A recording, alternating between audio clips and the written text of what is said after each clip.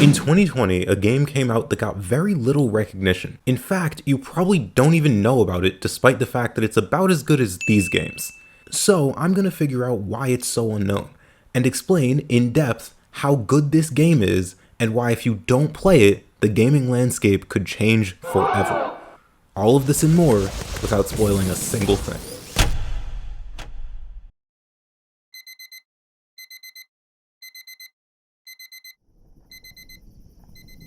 See, it all started here. I woke up in hopes of catching the sunrise. That went well. Anyway, it wasn't a big deal. Rain makes for good ambience anyway, and the sunrise wasn't really the reason I got up so early. I needed to figure out how to answer these questions. First of which being how exactly this happened. See, these are the numbers for the amount of views on YouTube trailers, the number of user reviews on Metacritic, and the number of people who both streamed and watched this game. So I needed to figure out how to review this game without spoiling it, since you probably haven't played it yet. So what better place to start than actually telling you the game I'm talking about?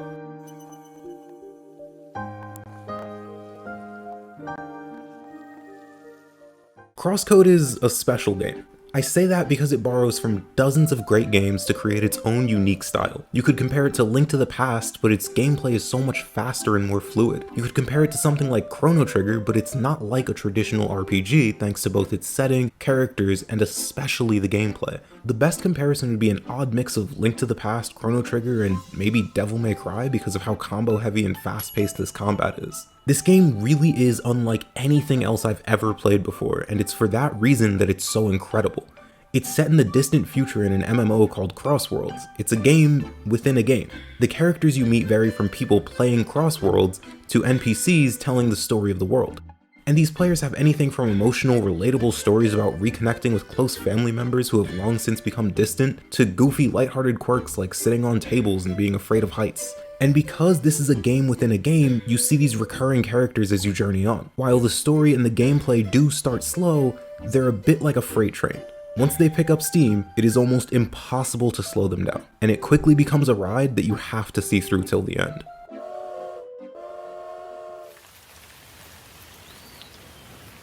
So it's at this point that I got some snacks, and I figured out why this game is so unknown.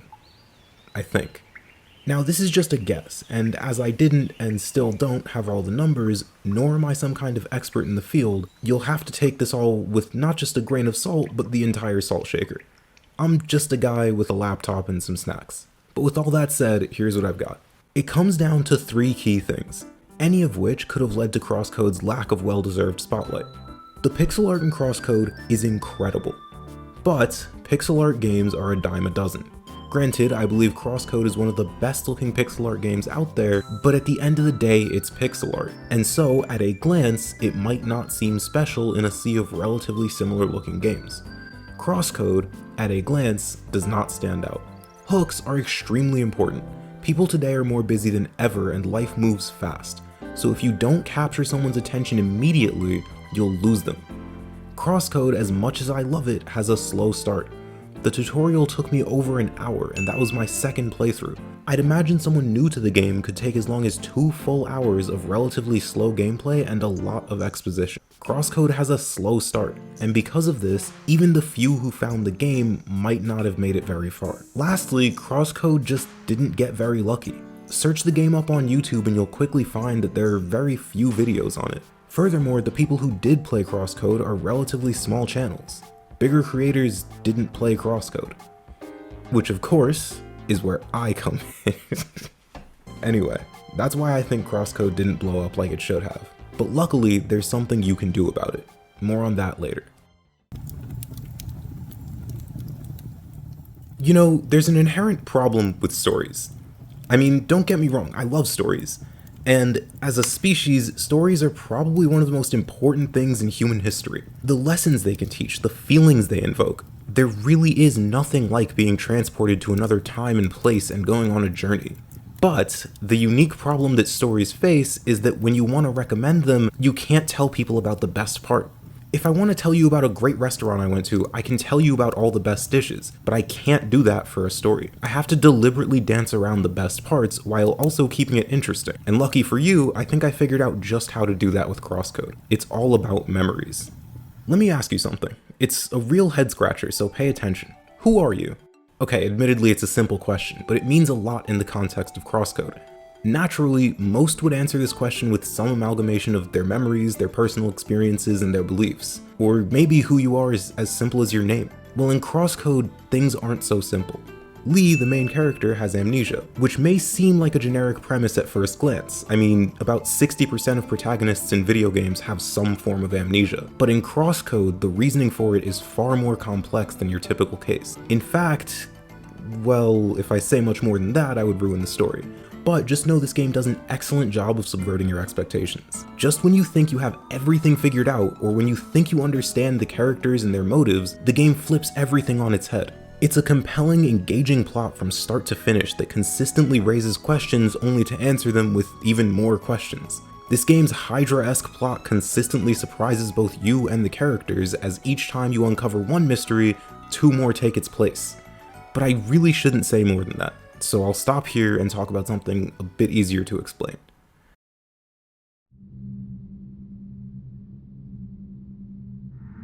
Claustrophobia is defined as the extreme fear of confined places, and nothing is more claustrophobic than a cave, an area so disconnected and unfamiliar that you're entirely separated from even the light of the sun. Caves invoke that natural fear of the unknown as they take us away from everything we once knew. They're cold, they're dark, and they're unrelentingly isolated. And in most cases, there's only one way out, and to access it, you'd need to solve one of these. Well, now we've got a dungeon on our hands. See, I'm bad at puzzles. Very, very bad. As a result, I'm not a huge fan of them. They're just frustrating and I can never really enjoy them. CrossCode has some of the hardest puzzles I've ever seen in a game, and yet I thoroughly enjoyed every single one in spite of their complexity. And the reason for this lies in their design. The dungeons in CrossCode feel like they were made by someone who's been making video games for decades. They all have these gimmicks that are gradually made more and more complex at such a steady pace that they're able to present you with these difficult challenges without overwhelming you. See, it's a bit like Celeste.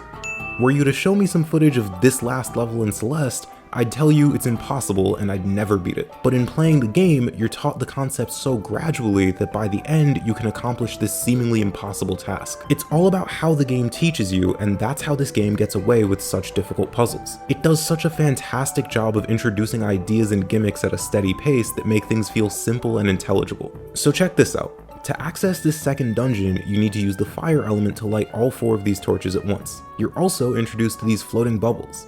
You can hit them with the neutral element, or you can use fire to pop them and eventually ice to freeze them. First, however, the game teaches you about these bubbles in a closed room. No timer, no enemies, no extra mechanics. Just you and the bubble. It's actually rather nice. Now, another thing that this dungeon teaches you is that these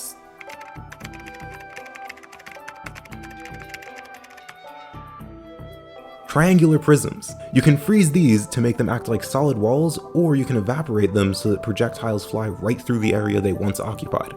Just these 3 mechanics are used in brilliant ways throughout the dungeon to produce platforms, walls, raise the floor, and dozens of other clever puzzles.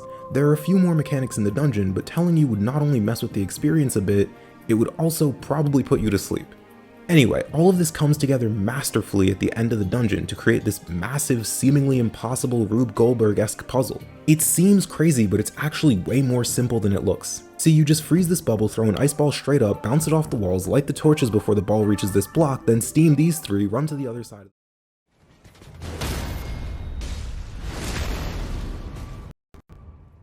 Every single game with great combat does this. Think about your favorite combat system, and I guarantee you they do it too. It's this idea that combat isn't simply another mechanic, it's a skill. From Dark Souls to Devil May Cry, when playing these games you're able to learn and master their mechanics. And by the end, both your character and you have become more adept at dispatching the enemies of this world. This is the best part of CrossCode, as it doesn't just do this, it takes it a step further by adding a level of customization that truly allows the player to express themselves. By the end of the game, not only have you mastered the gameplay, but because the combat is so personalized, you've mastered your own style.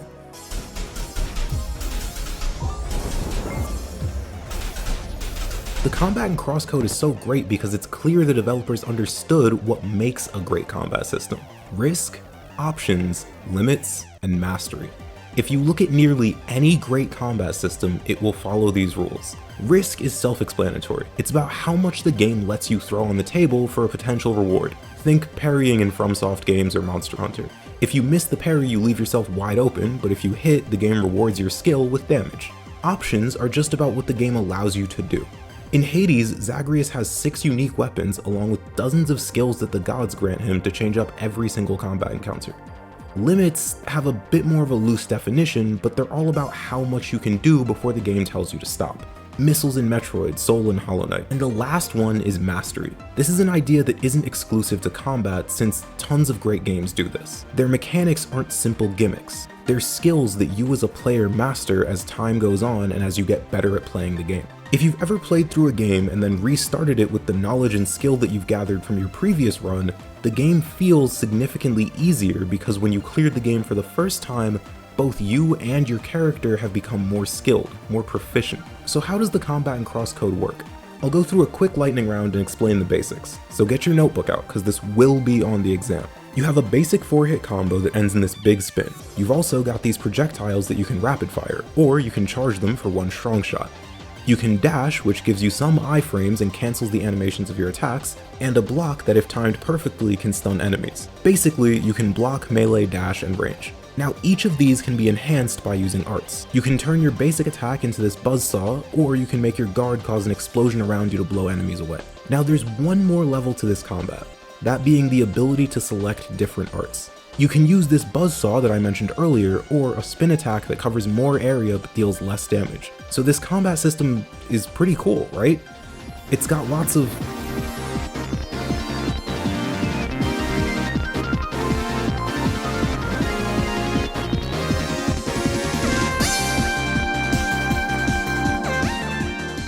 elements in CrossCode are not only the best mechanic in this game, they're also one of the single greatest mechanics I've seen in any video game. Full stop. Each element not only has its own unique special attacks, but also their own unique specialties.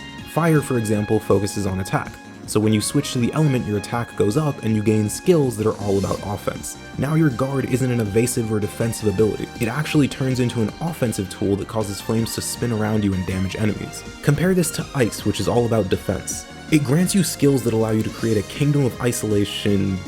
That joke is 8 years too late and I don't even know if it was funny. But anyway, icy pillboxes, Dragon Ball energy beams, the list goes on. Now if you were able to do all of this non-stop, the game would completely fall apart. Remember what I said about limits? This gauge up here dictates how many specials you can use before you have to attack normally again. And this here is called overload. If you fill it up by using elements too much without switching back to neutral, you'll be forced back into neutral and locked out of the elements for a while. You reset this timer by attacking, which simply adds to the fluidity and non-stop action of the combat. You can be in the middle of a combo and just switch to a different element if you feel like you can get a better finisher. Or maybe you switch to ice because you see an enemy charging up nearby and you know you might get hit. And speaking of enemies, they're the second half of combat. You can't have a combat system if there are no enemies to fight. Enemies in CrossCode are designed in such a way that the player themselves has the ability to dictate the pace of the encounter. This bull in the starting area is a perfect example of this. You could wait for it to ram itself into a wall, which induces the state of break and leaves it wide open, or you could dance around its attacks and constantly damage it by avoiding its metal head. The second method is certainly more risky, but it's a quicker way to deal with the enemy. How you approach this encounter, and plenty of others, is entirely up to you. Now, there are also some enemies that follow strict puzzle-like formats. In these fights, it's more about learning how to deal with your enemy and get them into the break state to deal damage. These jellyfish, for example, can be difficult to hit normally, so if you bounce their bubbles back at them with fire, you can break them. Every enemy in this game is designed in a brilliant way that makes every single encounter a genuine joy. This is one of the very, very few games where I would often go out of my way to fight things just because it was fun.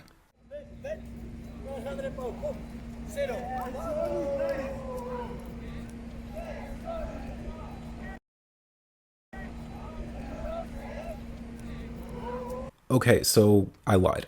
Well, sort of. The combat alone isn't the best part of CrossCode. It's the combat and the bosses. I'm gonna try to describe how good these bosses are, but as promised at the beginning, there will be no spoilers, so here goes. The reason the bosses in CrossCode are so great is because they take the elements from dungeons you were just in and incorporate them into the fight, just like a Zelda boss. In the first dungeon, there are these bombs that when hit will start a timer. They'll detonate when time is up, and the neutral element only hits them about this far. But if you hit them with fire, they'll go flying. Throughout the dungeon, these bombs are used to break piles of rocks and even used on some enemies if they're unlucky enough to find themselves in the same room as one. So if I were to guess, I'd say the boss probably does something with these bombs, but I don't know, who's to say. I mentioned this before, but in the second dungeon there are these torches that are used to activate certain switches. But there are also these special long torches that carry your projectiles to a higher level. That's a neat idea. I bet it could be used to hit an enemy that's higher up and out of reach. Anyway, this isn't anything revolutionary. Zelda games have been doing this for longer than I've been alive, so if you fought a Zelda boss, you probably have a good idea of what I'm talking about. Actually, that's not a bad idea. I never said I wouldn't spoil a Zelda game. So Goma is the first boss of Ocarina of Time. In this fight, you're asked to use your newly acquired slingshot to pop Goma in the eye and knock her down for some big damage. You've been doing this with smaller spiders and stationary eyes throughout the entire dungeon, so now it's just a combination of these two things. Now imagine that but in CrossCode, and a fair bit more complex and intertwined with puzzles of the dungeon. The bosses themselves act as one final puzzle, where your thoughts have to move just as quickly and fluidly as your character. These boss fights really are where the game's mechanics are able to shine the brightest, and they're honestly some of my favorite bosses in any video game. So why does any of this matter? There are plenty of games with great combat, puzzles, characters, the whole 9 yards. So why bother with CrossCode? Well look, I'm not able to see the future, so I can't tell you whether or not you'll enjoy this game. I can't guarantee that it'll change your life or that it'll be your game of the decade.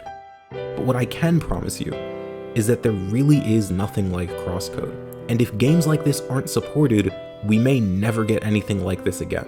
This is one risk worth taking, since if you don't, you'll miss out on this experience, and there may not be a second chance.